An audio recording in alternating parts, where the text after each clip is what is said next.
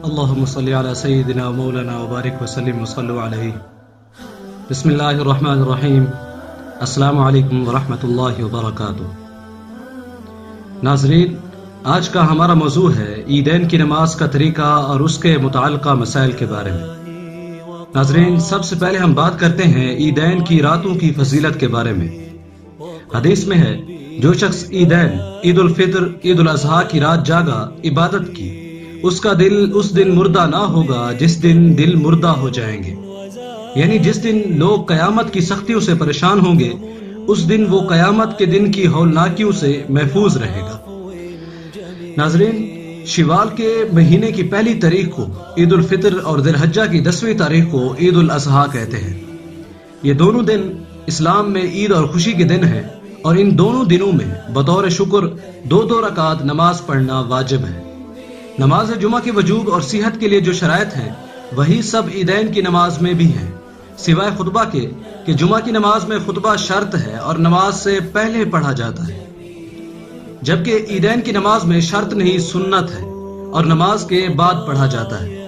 مگر عیدین کے خطبے کا سننا بھی جمعہ کے خطبہ کی طرح واجب ہے، یعنی اس وقت بات چیت کرنا یا نماز پڑھنا سب ناجائز ہے.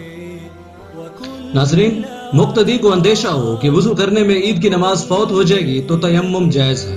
عید کی نماز میں اگر نماز شروع کرنے سے پہلے وقت نکل جانے کا ڈر نہ ہو تو امام کے لیے تیمم جائز نہیں، اور اگر وقت چلے جانے کا اندیشہ ہو تو تیمم جائز ہے.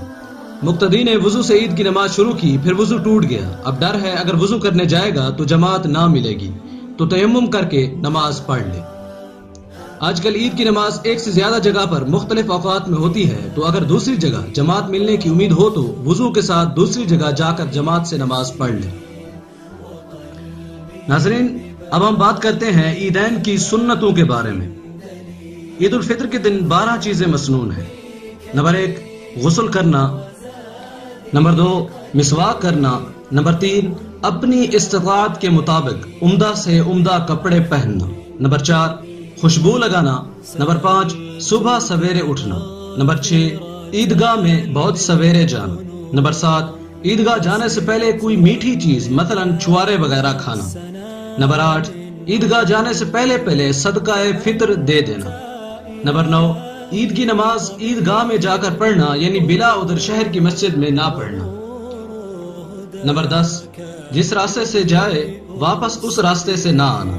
نمبر 11، پیدل جانا.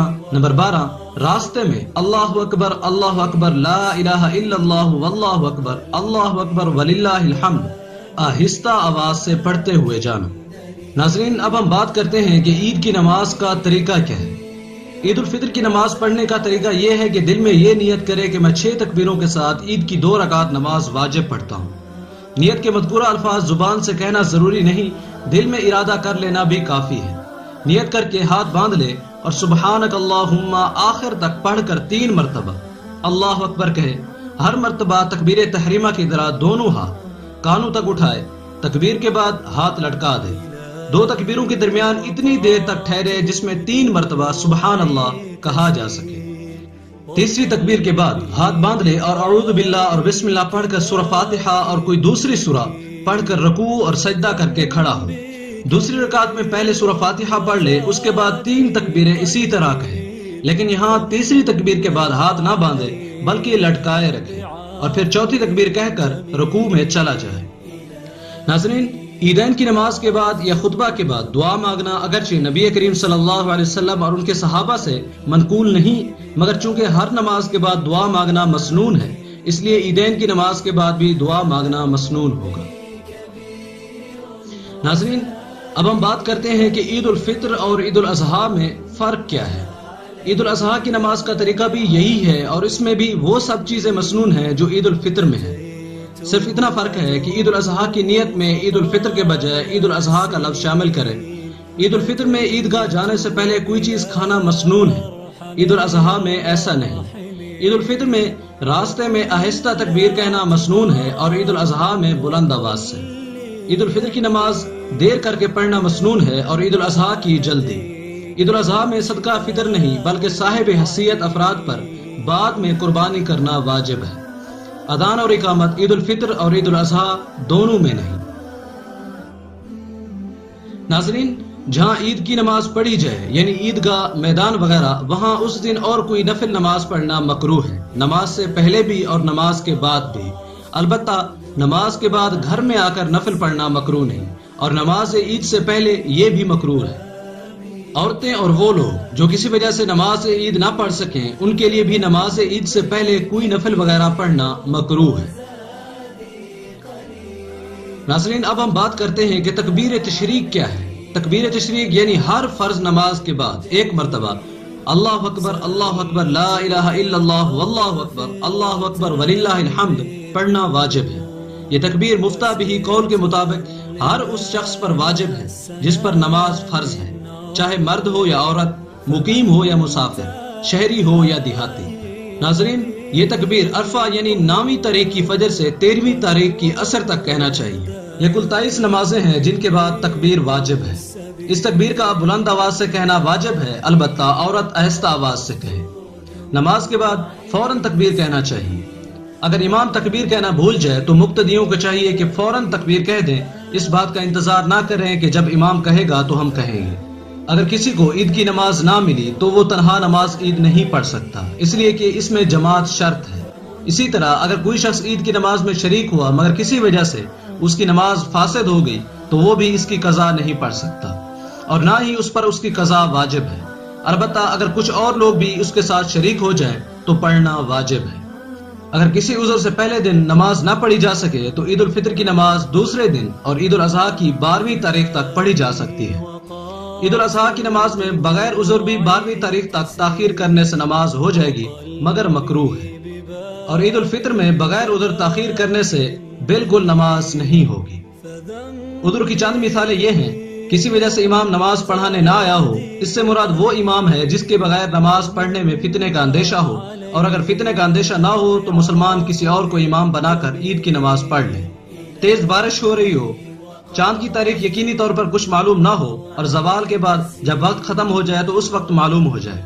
بادل کے دن نماز پڑھی گئی ہو اور بادل چھٹ جانے کے بعد معلوم ہو کہ بے وقت نماز پڑھی گئی تھی۔ اگر کوئی شخص عید کی نماز میں ایسے وقت آ کر شریک ہوا کہ امام تکبیریں پڑھ چکا تھا تو اگر قیام میں آ کر شریک ہوا ہو تو نیت باندھنے کے بعد فوراً تکبیریں کہہ لے، اگرچہ امام قرات شروع کر چکا ہو۔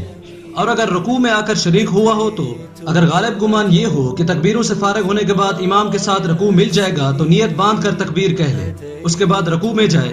رکوع نہ ملنے کا خوف ہو تو رکوع میں شریک ہو جائے اور حالت رکوع میں بجائے تسبیح کے تکبیریں کہے، مگر حالت رکوع میں تکبیریں کہتے وقت ہاتھ نہ اٹھائے۔ اور اگر اس کی تکبیریں پوری ہونے سے پہلے امام رکوع سے سر اٹھا لے تو یہ بھی کھڑا ہو جائے، اور اس صورت میں جتنی تکبیریں رہ گئی وہ معاف ہیں۔ اگر عید کی نماز میں کسی کی ایک رکعت رہ جائے تو اس کے ادا کرنے کا طریقہ یہ ہے کہ پہلے قرات کر لے، اس کے بعد تکبیر کہے۔ اصول کے تحت اگرچہ تکبیریں پہلے کہنی چاہیے تھی، لیکن چونکہ اس طریقے سے دونوں رکعتوں میں تکبیریں پے در پے ہو جاتی ہیں، اس لیے اس کے خلاف حکم دیا گیا ہے۔ اگر امام تکبیریں کہنا بھول جائے اور رکوع میں اس کو یاد ہے تو اس کو چاہیے کہ حالت رکوع میں تکبیریں کہہ لے، دوبارہ قیام کی طرف نہ لوٹے، اور اگر لوٹ جائے تب بھی جائز ہے، یعنی نماز فاسد نہ ہوگی۔ جمعہ اور عیدین میں نمازیوں کی کثرت کی وجہ سے سجدہ سہو نہ کریں۔ ناظرین، امید ہے یہ ویڈیو آپ کے علم میں اضافے کا سبب بنی ہوگی۔ اگر آپ چاہتے ہیں ہمارا اور آپ کا تعلق بنا رہے تو پلیز سبسکرائب کے بٹن پر کلک کریں اور ساتھ والی گھنٹی پر لازمی کلک کریں تاکہ ہماری ہر نئی آنے والی ویڈیوز آپ کو بآسانی موصول ہو سکے۔ اگر یہ ویڈیو آپ کو اچھی لگی تو اسے لائک کریں اور شیئر کر کے صدقہ جاریہ میں حصہ لیں۔ ملتے ہیں ایک نئے ایمان افروز واقعے کے ساتھ، تب تک کے لیے اپنے میزبان غلام اکبر بغلانی کو دیں اجازت۔ السلام علیکم ورحمۃ اللہ وبرکاتہ۔ ونور هداك يضيء السبيل إلهي وقفت دموعي تسيل وقلبي ببابك باك دليل فذنبي كبير